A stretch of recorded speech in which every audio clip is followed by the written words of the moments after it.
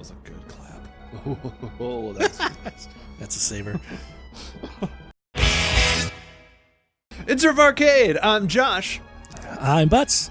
And there's some kind of journal hidden there on Illusion of Gaia. Let's see what it says. We crossed the jungle into the native village. Oh, I've been there. They're nice there. I mean, once they've had their fill. Yeah, they get kind of hangry, but... We didn't understand the language, but they beckoned for us to stay. For dinner? No, I'm sorry. How do you know? When I woke in the morning, only Captain Freezer and I remained. Boom! Captain Freezer. We met him and his team back at Euro. They were the ones in the vests. That's right. Oh, God. Dadgummit. Hunger had destroyed many people during the night, even our friends. We saw the bodies of our comrades and ran into the jungle. That's when we discovered Angkor Wat. Rumor says that you can gain immortality here where the spirits live. But all I saw were demons. Yeah. I'm going back to my friends. If I don't survive, who would mourn? There you go, Butts. There we go. Wonderful. Wait, there's another page here. Let's see. Dear Diary, Tina looked at me today. I'm pretty sure she didn't know who I was. Oh. What? I'm trying to think of other journal pages you have. Like, today I woke up and had a piece of toast. Oh. Today? Oh my God, before we got to Angkor Wat, that sassy Susan. What was she wearing? She spilled her drink on me, and she said it was on accident, but I know it was on purpose. It's like Lily's voice again, like, that stupid hussy didn't even know that I was there. Just ignored me. I know she knew I was there. All right, let's see what's going on in this save point. Kevin would never love her like he could love me. And it's just pages and pages of hello, Frieden. Oh, boy. Finally, the butt kicking can commence. Oh, yeah. I'm a save. You'll get yours, you snake people. Ha ha ha. You thought a flute was bad. Take a sword. I got some Lovecraftian horror. I'd love to craft them up with my sword. Can I kill these yet? Can I please kill these yet? Why not? Boom. Boom. Whatever. Are they We'll figure it out. Whatever. Yeah, I mean, they count as enemies on the map, and if I don't kill them, I don't get You don't get stuff. the points. So, yeah, we got to do it. Time to get bushwhacked. So in the last episode of Illusion of Gaia, Butts went into extreme detail on Lovecraftian horror. I didn't stop. Sorry.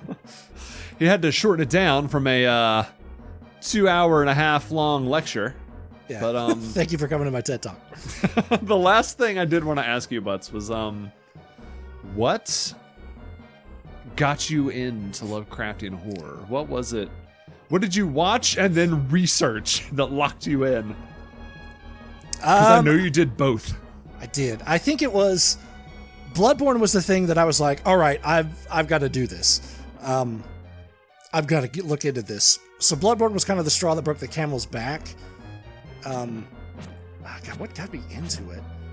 There's a couple episodes, like here and there, of TV shows that are Lovecraftian that I was just like, where does this come from? This is weird. The only one I can remember off the top of my head was there's an episode of Justice League where they, like, someone from Hawk Girl's home planet or something comes to, like, Earth, and they have to fight it, and it's like this Lovecraftian monster because it's got tentacles everywhere, and it's like this old,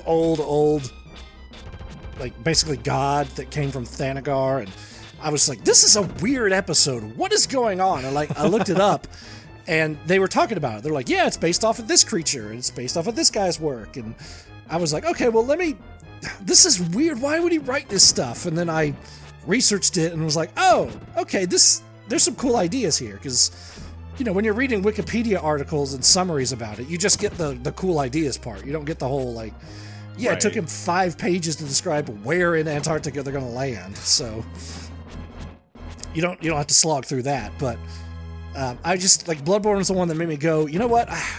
There's so many things about Lovecraft or so many things that I like based on his work. Why don't I just go to the source? And so I did, and I was like, oh, okay, I get it now. I see it. And Butts hasn't slept since. I did, yeah. Constantly screaming. I also I think the thing that really stuck with me with Lovecraft was, it was impressive to me that he invented like an entire new area of like villains for people to fight. Because if you think most stories, you can kind of boil down to like man versus nature. So it's like, oh my God, the volcano's exploding, or there's a hurricane, or the dinosaurs escape their pens. Like those are kind of man versus nature things. Or you have like people versus people. So it's, Bruce Willis versus Hans Gruber, or, Darth Vader and Luke. So it's like you're fighting people. But Lovecraft, in his weird paranoia about the world, invented an entire new way of, like an entire new antagonist where it's like, you can't even comprehend what you're fighting against. Like, it's just so above you that you're just fighting against the tininess of your own existence. And that's like, oh, that's a weird concept to think about. More, please. That's true. Yeah, it's because like the three, for those of you that are well read up in storytelling and that kind of thing, the three main types of conflicts are man versus self. Oh, self, yeah. Man versus man, and man versus nature. But yeah, it seems like Lovecraft found the fourth, which is man versus... Yeah.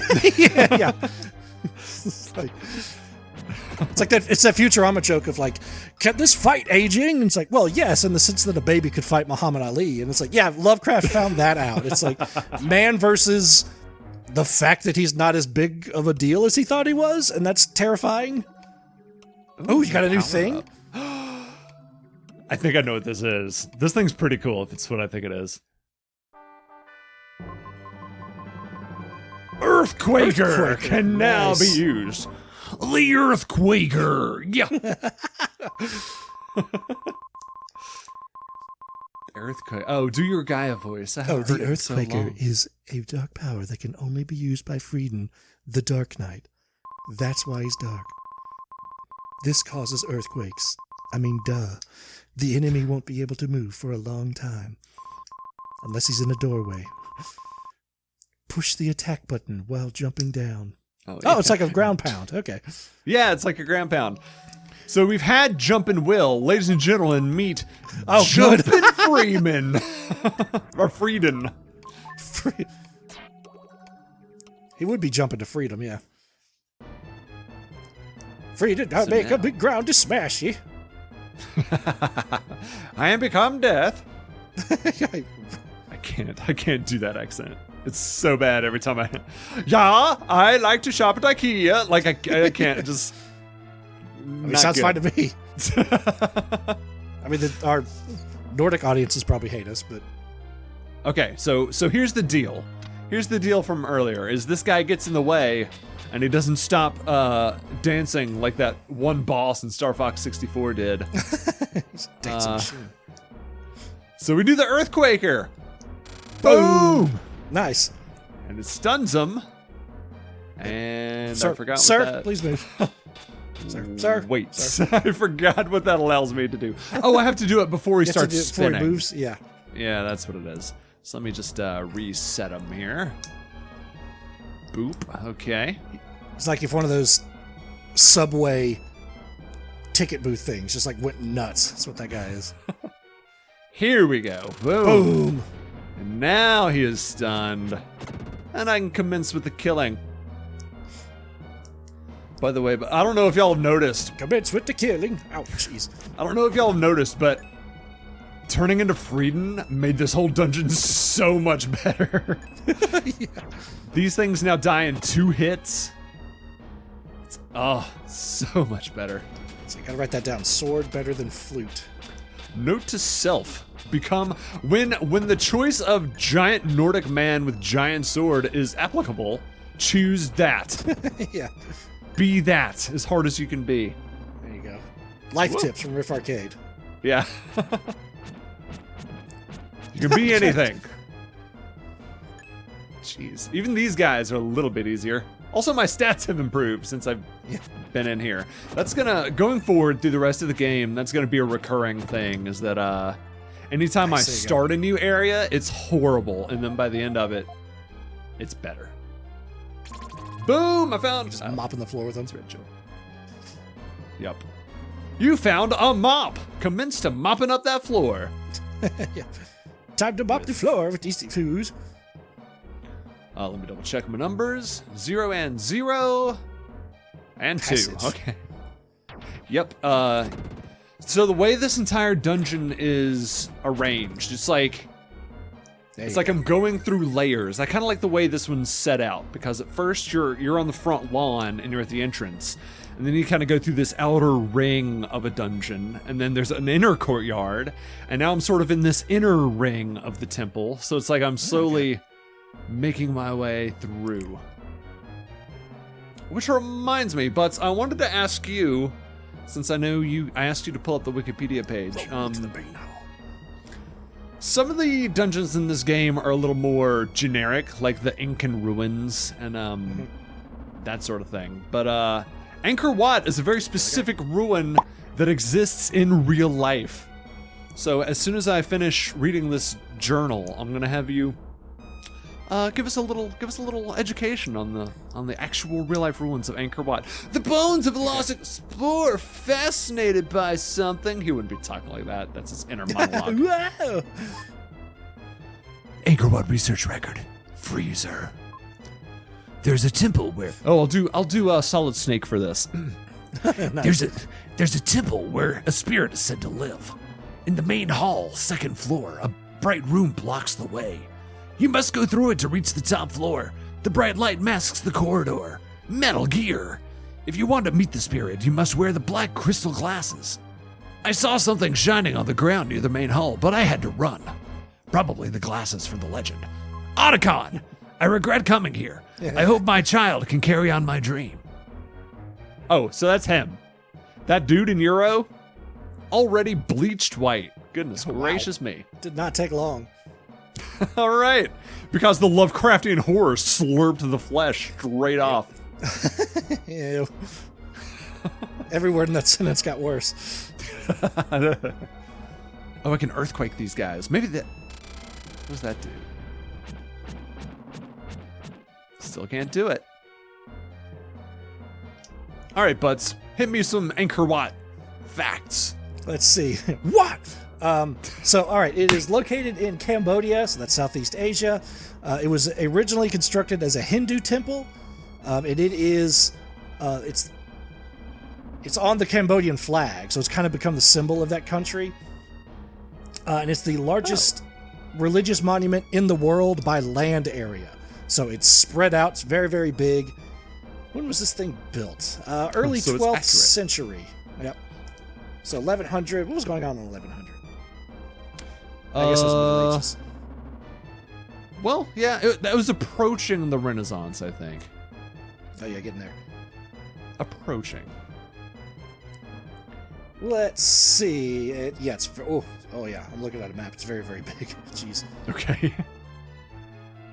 It's a classical style of the Khmer architects. That doesn't mean anything to me. I'm sorry. Oh, here you go. So the outer walls, the big outer wall that probably, I guess, the first thing you try to get through in this game is 3,360 feet by 2,261 feet, and it's 15 feet high. So it's basically 2/3 of a mile across, half a mile deep, and 15 feet high. Oh yeah, let me interrupt you just for a second to show you what Freezer was talking about in his notes. Setting one foot inside, the floating crystals started to glow. So the problem is, on the second floor, I can't see going forward. So I'm just gonna go back downstairs. We need those black crystal glasses. Okay. The shot glasses. Freezer failed to mention that they were amazing trinkets for knick-knack shelves. Yeah, it's been restored a bunch of times.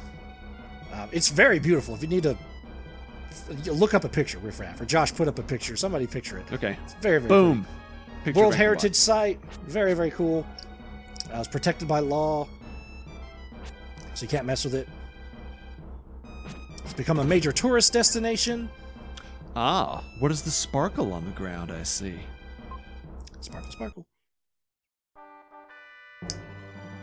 You found the black crystal glasses.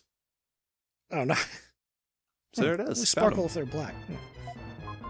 Boy, this guy had terrible eyesight. So, black glasses protects from bright light. Also, this is like ancient times, so is this just like the first pair of Ray-Bans that was ever invented? Is that what this is? Maybe, yeah.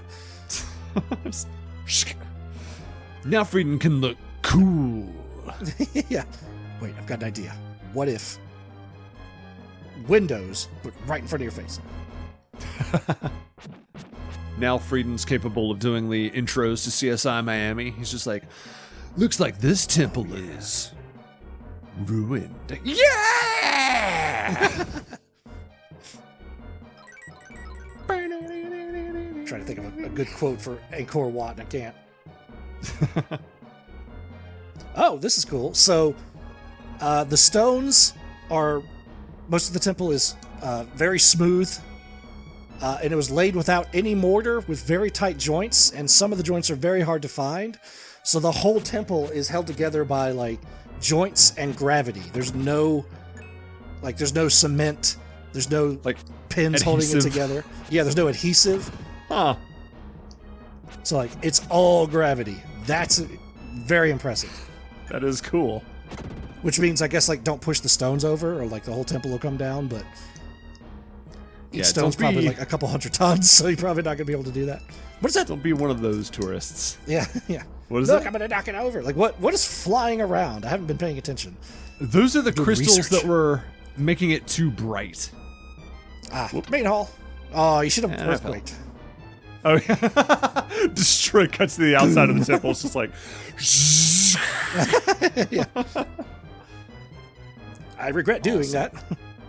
Frieden would be that tourist. Well, we are Jumpy. closing in on the Yes, end of Angkor Wat, so let's conclude this temple on the next episode of Riff Oh. Arcade. And I'm going to do it as a lame, boring child. So, see you on the next episode of Riff Arcade. Yep. Keyboards go.